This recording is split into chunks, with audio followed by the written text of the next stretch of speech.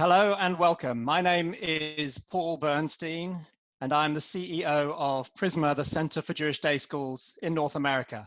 I'm delighted to have this opportunity for us to be together today. It is inspiring to have the chance to learn together in this virtual environment, together with the incredible community of hundreds of Jewish Day School leaders from across the globe. Thank you to our partners for this event, who have come from the west coast of America to Australia and numerous communities in between. The power of the collective elevates us all. With the enforced isolation that we are all experiencing, we're seeing in the toughest circumstances many heroic acts of leadership, moving care for the community, and powerful education. Prizmah, like our counterparts in other communities and other countries, are seeking to do all we can to support schools. That revolves around the power of network, making connections, facilitating generous shared learning among leaders, as well as bringing knowledge and resources that we are able to curate to address the many challenges. I want to express my gratitude and that of the entire Jewish Day School community for the work of all of our teachers, faculty, staff, lay leaders, and professional leaders from all of our schools.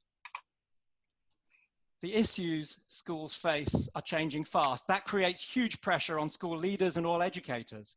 That's why it is so important for us to care for each other and to care for ourselves.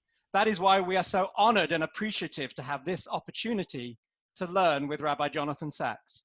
Rabbi Sachs is such an inspiring leader for the Jewish community, and he is a passionate supporter and advocate for the success of Jewish day schools everywhere. The coronavirus crisis is undoubtedly one of the greatest challenges that any of us could face as leaders. Rabbi Sachs has spoken and written extensively about Jewish teaching on leadership, and in particular, how we think about adaptive leadership challenges. There's no question that this is about as big an adaptive challenge as you could face. Rabbi Sachs will in a moment share some remarks.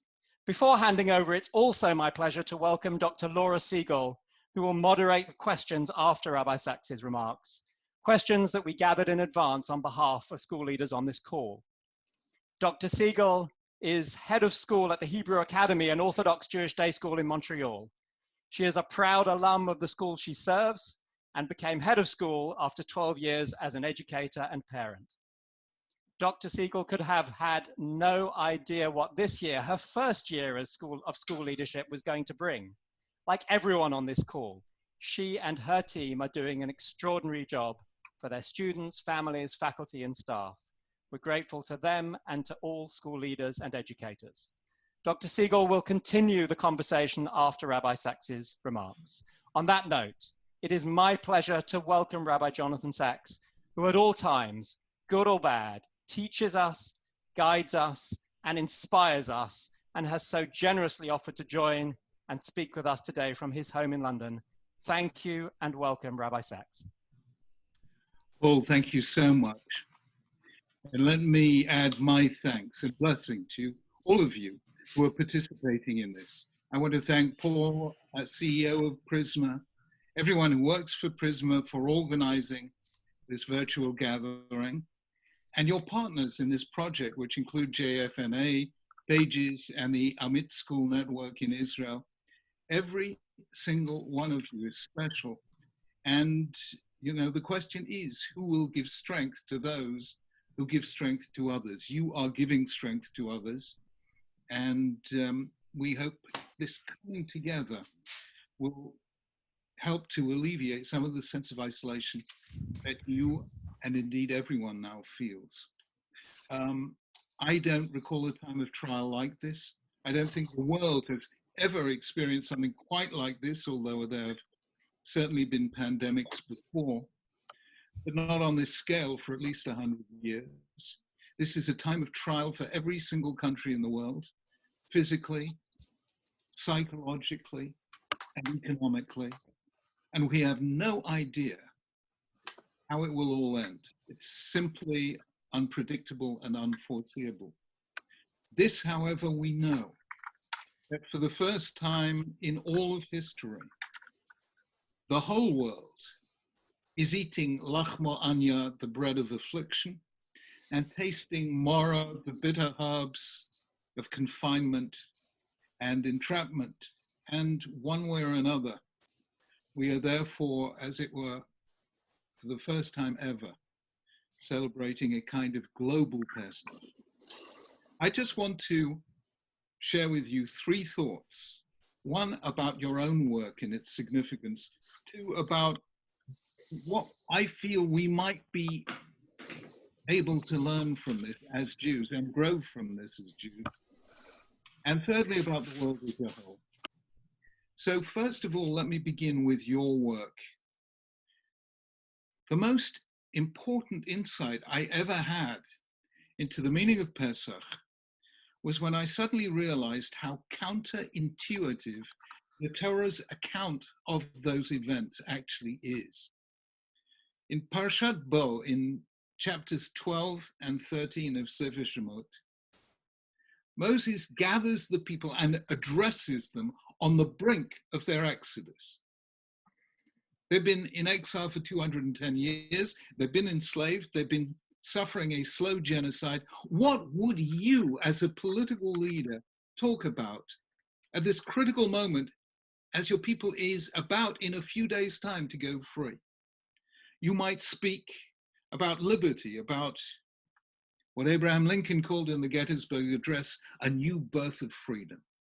You might speak about the destination, the Eretz Zavat Chalav Udvash, the land flowing with milk and honey to which you would be traveling. Or third, you might, if you were made of sterner stuff, talk about the difficulties they would encounter on the way, what Nelson Mandela called the long walk to freedom. Any of those would have been a conventional speech. Moshe Rabbeinu did none of those things, which made him absolutely unique. Instead, if you look at Parshat Bo, you will see 3 times in those 2 chapters, he turns to children and the future and our job as educators, and he says, if your child, when your child asks you in future, it shall be when your children say to you, and you shall teach your child on that day. 3 of the 4 children of the Haggadah. Why on earth is he talking about a distant future and education? Surely the mitzvah of the day is to go free. The answer, I think, is this, that as I put it once, it takes an army to defend a country, but to defend a civilization, it needs schools. And education is the conversation between generations. Ancient Egypt and ancient Israel were 2 great civilizations that asked the most fundamental question any civilization can ask, and that is, how in this brief span of years that constitute a life can we be part of something eternal? The Egyptians achieved immortality or sought immortality by building monuments of stone, pyramids and temples that would outlast the winds and sands of time. And they did, they're still there. But the civilization that brought them forth is no longer there. Jews said no. To be truly immortal, you do not have to build monuments of stone. You become immortal by engraving your values on the minds of your children, and they on theirs, and so on throughout every generation. And that is why the Jewish people is still alive and well and young today. You, the teachers of our children, are the true heroes of Yetziat Mitzrayim. You are the people Moshe Rabbeinu had most in mind when he spoke to the people just before they left Egypt. You are the people who maintain Judaism as a faith whose citadels are schools and whose passion is education and the life of the mind. So please, just as you are going through these difficult and challenging times, bear this in mind, that what you are doing has no equal in all of Jewish life, and you are the heroes of our people. May Hashem bless you and give you strength, so that you give strength in turn to all those you teach and inspire. That is Dvar number one. Dvar number two, what are we to learn from what is happening to the world today? There is one pasuk, one verse from the Torah, which is quoted, I think, more than any other on the Seder night. It's quoted actually 4 times. Listen to the 4 times. Rasha mahu omer, what does the wicked son say? Ma avoda azot lachem, what does all this service mean to you? And you shall say to him, Afatah shinav, set his teeth on edge, and say to him, Bavo zeh asa Hashem li b'tzeti mimitzrayim, because of this, God brought me out of Egypt, me, but not you. So the verse appears in the story of the Rasha. Secondly, it appears in the line about the She'eino Yodea Lishol, the one who doesn't know how to ask. Abtachlo, you open it, you introduce him to it. Shnema v'gadut alavincho b'yom ha'hu le'mor b'avo zeh asa Hashem li b'tzeti mimitzrayim. That's the second quote of the verse. The third, Yachol mi Rosh Chodesh. Why don't we begin Pesach already on Rosh Chodesh Nisan? The Torah says, Bayamahu, on that day, Ibayamahu, Yachol mi bod yam, Talmud loma, Bavo zeh. Again, this verse, because of this. And then finally, B'chol dovada, in every generation you are obliged to see yourself as if you personally left Egypt, Shnema, as it says, Bavo zeh asa Hashem li, b'tzeti mimitzrayim, because of what God did for me, not my ancestors, but for me, in bringing me out from Egypt. This one line, Bavo zeh asa Hashem li, appears 4 times in the Haggadah, but what does it mean? On this, we have a clear division of opinion on the part of the commentators. The Rashbam, and an opinion cited in the name of Rabbi Marinos by Ibn Ezra on this verse, says, Bavo zeh she'asa Hashem li nisim b'Mitzrayim, ani oved avodah hazot. Why do we eat matzah? Why do we keep Pesach? Because of what God did to us, for us in Egypt. That's the plain reading. However, Rashi and Ibn Ezra give it a completely opposite reading. Bavo zeh, this is Rashi, Bavo she'akayem mitzvotav, k'gam Pesach matzah and mora halalu. It is not that we eat matzah because of what God did to us in Egypt. On the contrary, God did this, saved us from Egypt, so that in the future we would eat matzah and mora. Now, it's extremely, extremely difficult idea. And yet there's Rashi and Ibn Ezra saying that's the plain sense of the verse. God let us suffer in Egypt just so that for 7 days of the year we could eat matzah and mora. It's crazy. But actually, I think in the most simple, plain sense, they are giving us AMIT pshuto shel mikra, the deep, plain sense. Why on earth did God let our ancestors ever go to Egypt? The answer, I believe, is this. He needed our ancestors at the beginning of this history of our people to lose their freedom so that we would become for all time the people who, above all others, fight for freedom. God made Abraham and Sarah wait all those years for a child so that we would become the most child-centered religion in history. God led our people many times through the valley of the shadow of death because he wanted us, above all else, to sanctify life. According to Rashi and Ibn Ezra, we went through that bad experience of the past so that we would live differently in future. And that, I think, is the key to the whole question of the coronavirus pandemic. There's no point in asking, why did it happen? It happened because a virus mutated. We have no idea why it happened. And even Moshe Rabbeinu might have found it difficult to discern the mind of the Almighty on this. We are not prophets. We don't know. But we should be able to say, what are we to learn from this?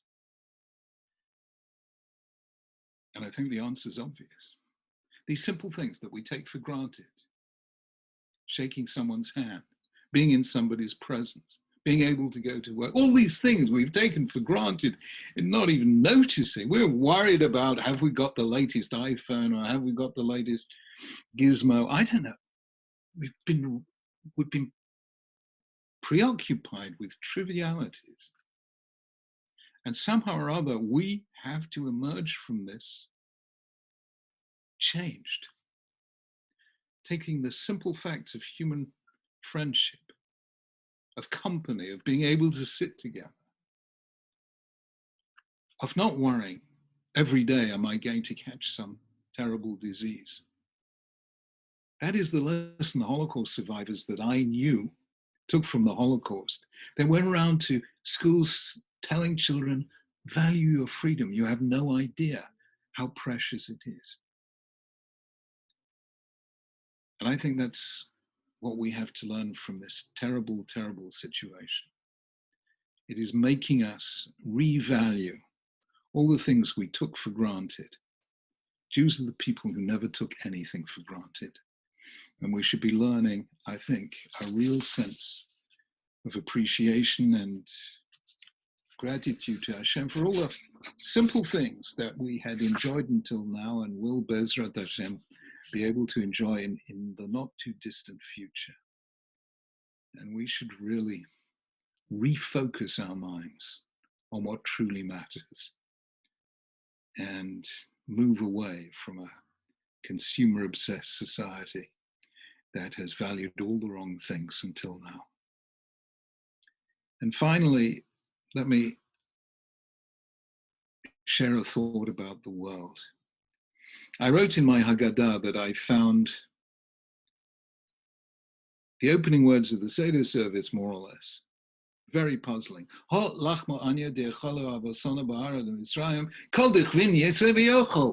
Here's the bread of affliction our ancestors ate in Egypt. Whoever's hungry, come and eat. I thought, is this hospitality? Here, I've got some suffering. Come and have a plateful of it. I mean, that is not exactly hospitality. Why offer somebody your own affliction? And I suddenly realized that actually the second you share suffering, you begin redemption. Primo Levi has an extraordinary passage in his book about his time in Auschwitz, If This Is a Man, in which he says that the worst time in Auschwitz of all was not when the Germans were there, but for the 10 days after they left, taking anyone who could walk on the death march. And all that were left in Auschwitz were the prisoners in hospital who could not walk. And they had no electricity, no food, no warmth, no nothing. They were freezing, they were starving. And Levi says those were the worst 10 days until the Russians liberated the camp of my life. He said, but then something happened. And 2 of us or 3 of us decided to take some wood and light a fire. And we lit a fire and invited the others to share it. And then one of the others, a 23-year-old young Polish man, said, I have some bread. Would you like to share it with me? He said that was the moment that we turned from Häftlinge prisoners into human beings again. The law of Auschwitz said, don't offer anyone else your bread. Eat your own bread, and if you can, eat somebody else's bread. You had to in order to survive. The second that somebody offered to share his bread with me was the moment that we became human again. I think we're all sharing suffering today. We're all sharing the bread of affliction. And this should be the lesson we learn.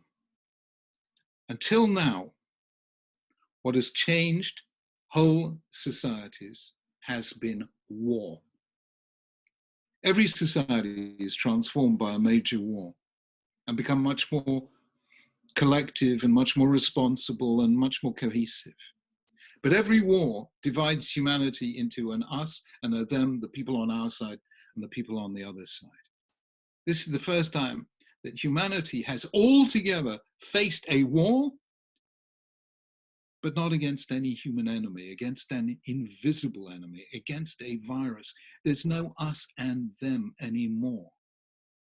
And so we're having a moment of potential transformation that allows us to come together as human beings. And therefore, who knows? Maybe we will look back on this as the first ever global Pesach. If you think there can't be a global Pesach, read the 19th chapter of Isaiah, in which he says a day will come when God will do for the Egyptians what he did for the Israelites on Pesach. So there can be such a thing as a global Pesach. And let there be, and let us pray for a speedy redemption. B'mehera Yameinu. Amen. Amen. Thank you so much, Rabbi. Earlier in our conversation, you mentioned that unlike any other religion, that for Judaism, faith is the courage to live with uncertainty. Can you comment on that? We have these two key festivals of Pesach and Sukkot, where, on Pesach, our ancestors set out on a journey to a completely unknown destination. And in one of the most beautiful lines in the whole of Judaism, Jeremiah says in chapter 2, in the name of God, Zacharti lach, chesed ne'urayich, ahavat klulotayich, lechtech acharai b'midbar beretz lo zerua. I will never forget, says God, the kindness of your youth and the love of your betrothal, that you were willing to follow me through an unknown, unsown land. This was traveling without Google Maps. No ways. No wonder it took them 40 years, exactly. Jews never stop to ask for directions. So that's Pesach as the festival of uncertainty. And then we have at the opposite end of the year, 6 months, exactly 6 months later, we have Sukkot, which we call Zman Simchatenu, the festival of our joy. And what is the festival? You sit in a hut with leaves as a roof, and you're exposed to the wind, the rain, the cold, the elements, and you're homeless, practically speaking. I call that the festival of insecurity, and the Jews are the only people I know of who can live for 7 days in a state of insecurity and call this the time of our joy. This is a very, very unusual faith. And it's a very important faith because the human situation is uncertain. We can never predict what the future will bring. I have to tell you something. I stood under a chuppah many years ago, and I said to the bride and groom, we can map the heavens and we can map the human genome. But however brilliant we are, we cannot tell what tomorrow will bring. The parent of one of the bride, a year later, said to me, do you remember what date that chuppah was? I said, no, what date was it? She said, the day before 9/11. Wow. So, you need someone down here on earth who can handle uncertainty. And that's the particular Jewish expertise. And we've given it religious dignity as well. Thank you. What can leaders do when things are running smoothly now? We all have our online schools running, but anxiety is still very high. I don't know if you noticed my yellow tie. A leader has to look calm in the midst of anxiety. I don't know if you've read Daniel Goleman, who wrote the book about emotional intelligence. He has a book called Primal Leadership. He talks about emotional contagion. The members of any team take their emotional cue from the leader. So if you're anxious, but you bottle it, you just hide it, but people will always tell it because they tell it by your body language in ways you don't realize. And if you are anxious, however much you try and hide it, they will be anxious too. So it's your job, therefore, to project calm. So at a certain point where the world got a little darker, I stopped wearing silver ties, which I used to wear because I thought they looked dignified, and started wearing yellow ties. And I'm always, when I put it on, I'm always thinking, what on earth am I wearing a yellow tie for? And I'm saying, I'm supposed to be there to cheer people up, to give people hope. So you have to work it out in your own mind first. And if you can't, then wear a yellow tie. I will be purchasing a yellow tie. Here, how can educators support their students so that they can stay connected when many of our Jewish rituals are not happening right now? So there's shul, traditional learning programs, physical connection to Jewish students and teachers, and particularly surrounding bereavement and death now that there's no Shiva. Look, obviously you'll stay in touch with the students electronically, and you'll try and do that as well as you can, and you will do it very well indeed. But there is a real creative solution here, and you'll have to work it out. But it's at moments like this where you can really empower kids to think of creative responses themselves, to give them kind of leadership roles.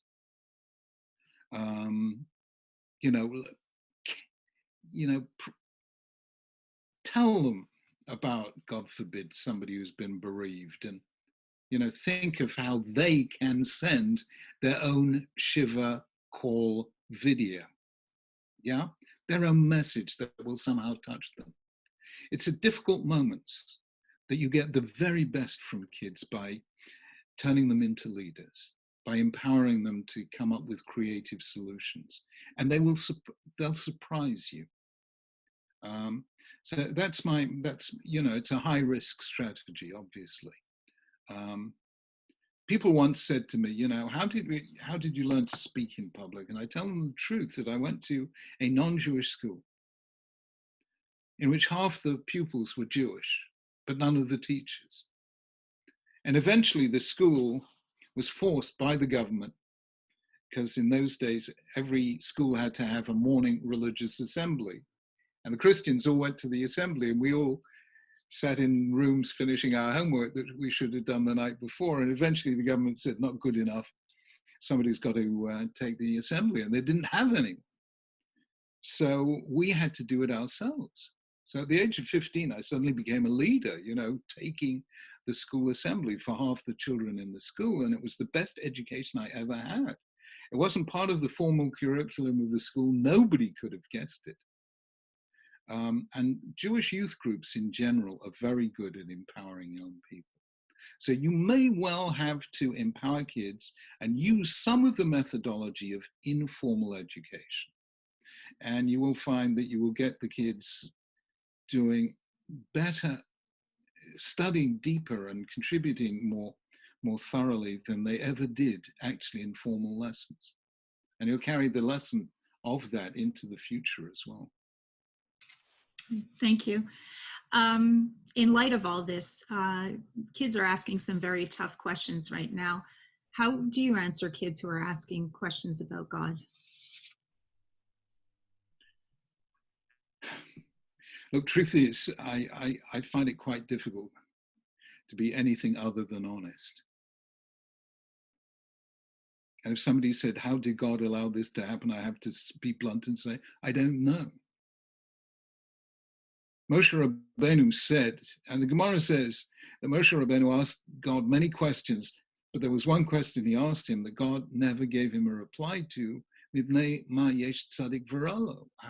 How is it that bad things happen to good people? It seems to me that I would say to my kids or to my grandchildren, I wish I knew. But I do know that Hashem created nature, and nature mutates.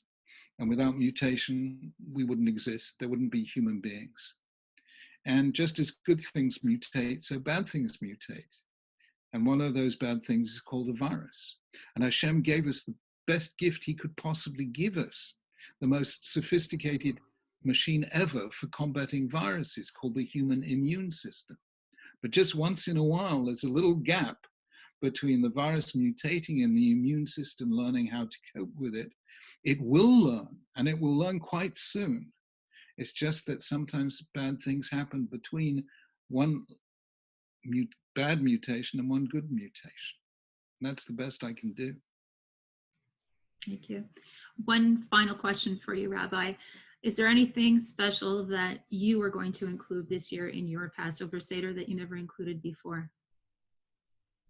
Well, I tell you, I don't think I will include anything that I never included before because, you know, somebody once said that a Seder service is like jazz. You know, improvisation is built into it. And I know that Winston Churchill used to improvise, to rehearse thoroughly all his improvised remarks. But we'll just let it go. This, of course, will be the first Seder without our kids and without our grandchildren. But we have this, I'm sure you have one as well, an electronic picture frame, you know, with all the family photographs in that change every 10 seconds. And Elaine and I, because we've had to make Friday night on our own for the last 2 or 3 weeks, as we bring in Shabbos, we just stand by this thing and we see all the photos of all the grandchildren and all our children as well. And we just stand there in front of this picture frame, hand in hand, looking at the next generation and the next. And it's incredibly moving. And anyone who is on their own, I do recommend that you do this and get somebody to buy you a picture frame if you haven't got one like that. But there will be 2 things that will have a special resonance for me. Number one, the spilling of a drop of wine as we talk about the 10 plagues. You know, I know it's a late explanation, probably 19th century, that we shed tears for the victims of our victories, for the Egyptians who died. It may be a late explanation, but it's a very profound one. That we acknowledge the universality of tears, of pain. And therefore, this year I will be thinking of all the people who have been infected, all the families that have been bereaved. I think we should bear them in mind as we're shedding those tips of wine. And the other thing that I will say with special devotion, I can't say I ever said it with any devotion at all before, because it's the very last line of the Haggadah, and by then you're a little bit frayed. But I think it's very Jewish that we gave this line to the song really of a child, you know, Chad Gadya. The last verse of Chad Gadya, after all the suffering and the cat hitting the dog, eating the cat, hitting the stick, etc., all the violence and all the horrible stuff. And then you get to the very last verse. V'ata kadosh baruch hu v'shachat l'malach hamavet. One day God himself will come and put an end to the angel of death.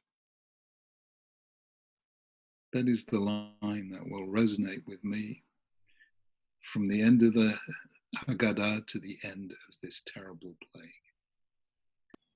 And let us pray, all of us together, that although we're physically isolated, spiritually, we are brought together. And thank you once again, all of you, for coming together in this beautiful way. May Hashem continue to bless you and all you do. Amen. Thank you so much, Rabbi. I just want to round off by saying a huge thank you to you, Rabbi Sachs. You probably haven't seen the many comments we've been seeing and the emotions that people are expressing as you were speaking, because they are so moved by what you said and so inspired by your comments as well. We are truly grateful to you for all that you do every day and for being with us just before Pesach like this. I also want to thank Dr. Laura Siegel for moderating the questions and leading the questions so beautifully with us, and thank our partners who have been with us in promoting this and seeing the number of contributors from more countries than I even expected, as well as many states in the US and provinces in Canada. We're so grateful to have everyone together. Really, two things I want to end with that you said, Rabbi Sachs. One is that you said that all the people on this call, the school leaders, are the heroes of our people. And I just want to emphasize that and reiterate that along with all of the educators that they work with. And second, as we think to Pesach and beyond, you said that we went through the bad experience of the past, obviously in the context of the Pesach experience and now this contemporary experience, so that we would live differently in the future.